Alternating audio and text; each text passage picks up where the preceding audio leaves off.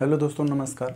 दोस्तों, आज हम लोग यूपीएससी से संबंधित इसके सभी प्रक्रियाओं पर चर्चा करेंगे और इसमें हम देखेंगे इसमें जो एग्ज़ाम्स होते हैं इस एग्ज़ाम्स का पैटर्न क्या है और इसका सिलेबस क्या है। और इसमें हम लोग देखेंगे कि ये पहला जो प्री एग्ज़ाम होता है उसमें कौन सा क्वेश्चन कितना आता है और कितने नंबर का आता है।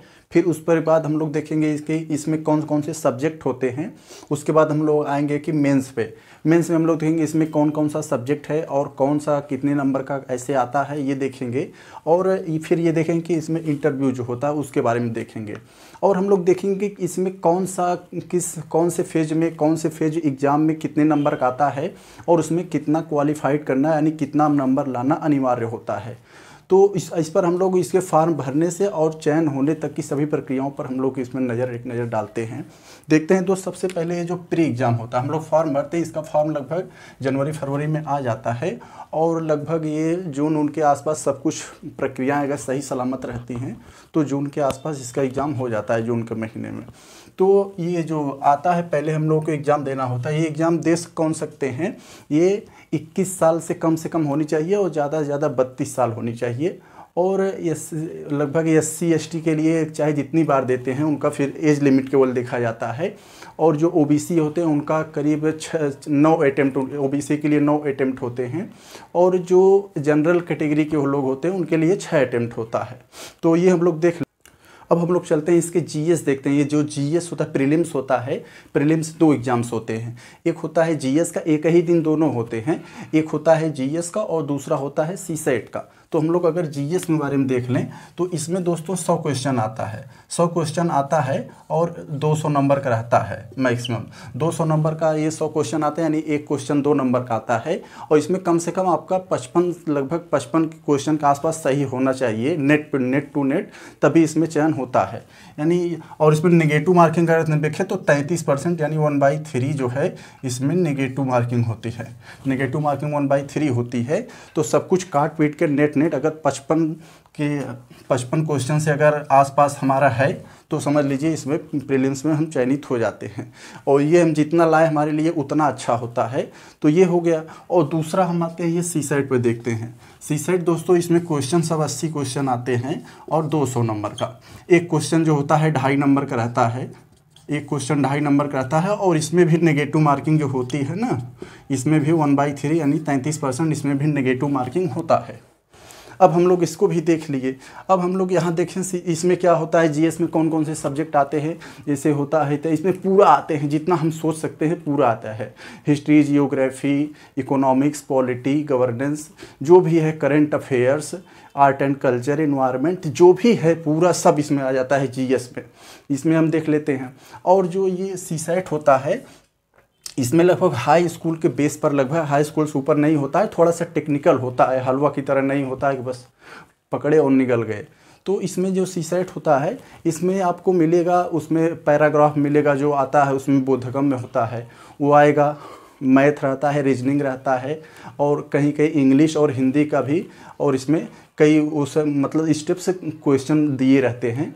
और ज़्यादा करके हमें रीजनिंग और मैथ पर फोकस करना होता है। और जो पैराग्राफ आते हैं बोधगम्य वाला वो बहुत ज़्यादा इम्पॉर्टेंट होता है इसमें। तो हम लोग देख लिए इसमें। और ये सिर्फ क्वालिफाइड होता है। ये इसमें जो है हमें सिर्फ 33% लाना होता है। जो 33% नहीं लाया, आप इसमें कितना भी अच्छा स्कोर कर लें, अगर आप इसमें 33% नहीं ला रहे हैं तो आपकी कॉपी ही नहीं चेक होगी। इसलिए ये सबसे ज़्यादा महत्वपूर्ण हो जाता है कि इसमें हम 33% पा लें। तो अगर हम लोग इसमें 33% पा गए और इसमें 55 क्वेश्चन से अच्छा हमारा नेट अगर हो गया है तो हम लोग क्वालिफाइड माने जाते हैं। उसके बाद हम लोग का एग्ज़ाम होता है, अप्लाई करते हैं मेंस के लिए।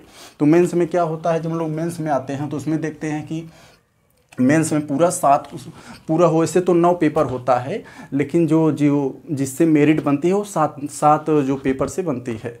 तो हर एक पेपर जो है सातों में 250 नंबर का होता है। तो और जो 2 और पेपर होते हैं वो सिर्फ क्वालिफाइड होते हैं, उसमें 25% पाना होता है। और ये लिखित होता है, इसमें ऑब्जेक्टिव नहीं होता है। जो ये प्रीलिम्स होता है ये ऑब्जेक्टिव होता है। तो इसमें जब हम लोग जो देख लिए रिटन होता है, इसको रिटन एग्जाम होता है ये।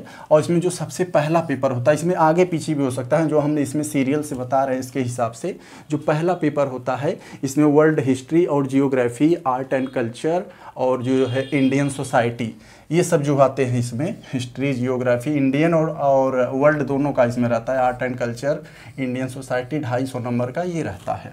और जो दूसरा पेपर होता है जीएस का, जीएस में 4 पेपर होते हैं, अभी हम बता रहे हैं।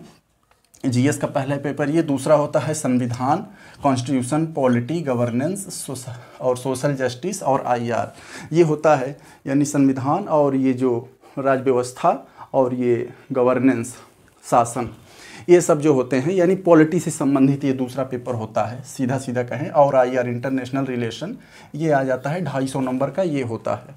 अब हम लोग अगर तीसरे बात करें, अगर तीसरा जो होता है तीसरा पेपर, उसमें होता है इकोनॉमिक्स, प्रौद्योगिकी और इन्वायरमेंट, डिफेंस और जो है डिजास्टर मैनेजमेंट, आपदा प्रबंधन, इस 250 नंबर का ये होता है। ये हो गया 250 नंबर का इसमें ये। अब हम लोग देखते हैं ये चौथा पेपर, चौथा में सिर्फ एथिक्स का होता है, ये इसमें नैतिक शिक्षा हम लोग पढ़े होंगे बचपन में, और इसमें जो एटीट्यूड होता है ये सब, ये इसमें केवल ये रहता है, ये बहुत सही पेपर रहता है और इसमें क्वेश्चन कम आते हैं, लेकिन थोड़ा सा दिमाग ज़्यादा लगाना पड़ता है इसमें। तो ये हो गया एथिक्स, एथिक्स भी हमारा 250 नंबर का हो गया। अब हम लोग देखते हैं इसमें ऑप्शनल, जिससे हम लोगों का जिस सब्जेक्ट में कमांड होता है, फिजिक्स, केमिस्ट्री, मैथ या हिस्ट्री, जियोग्राफी, पॉलिटी, इकोनॉमिक्स, जिसमें भी हमारा कमांड रहता है उसको हम लोग चूज करते हैं अपने मन से, और उसका 2 पेपर होता है। पांचवा जो होता है ऑप्शनल का, ऑप्शनल में 2 पेपर होते हैं, एक 250 नंबर एक का, और फिर उसी का दूसरा एक होता है और ये 250 नंबर का। तो ये हो गया। और लास्ट में एक और होता है, और वो होता है ऐसे निबंध, 250 नंबर का। ये जो 7वां होता है ये ऐसे निबंध का 250 नंबर का ये भी होता है। तो दोस्त, ये सभी जो 7 को अगर हम मिला दें, ये जो 250 नंबर का हो रहा है 7 पेपर, और इसमें जो ये 4 हैं शुरुआत के, ये जीएस से रिलेटेड हैं। और ये जीएस में इसको कहा जाता है जीएस पेपर, और ये ऑप्शनल 5वां और 6वां को ऑप्शनल बोला जाता है, और इसको जो है निबंध, ये तो जानते ही है। ये हो गया। अब इन 7 को अगर हम मिला दें तो 7 क्वेश्चन और 2.5 गुणा कहें तो 1750 नंबर हो रहा है, लगभग 1750 नंबर ये हो रहा है इन सभी का। और हम इसमें इंटरव्यू भी आता है तीसरे, जब हम इसमें क्वालिफाइड कर लेते हैं। इसमें क्या होता है दोस्त, इसमें जब हम क्वालिफाइड इसमें कर जाते हैं तो इंटरव्यू के लिए हमें बुलाया जाता है, और जिनमें ये होता है कि 275 नंबर का इसमें इंटरव्यू होता है। और 275 में अगर हम लोग ये 1750 को अगर ऐड कर दे रहे हैं तो इसमें लगभग 2025 हो जा रहा है।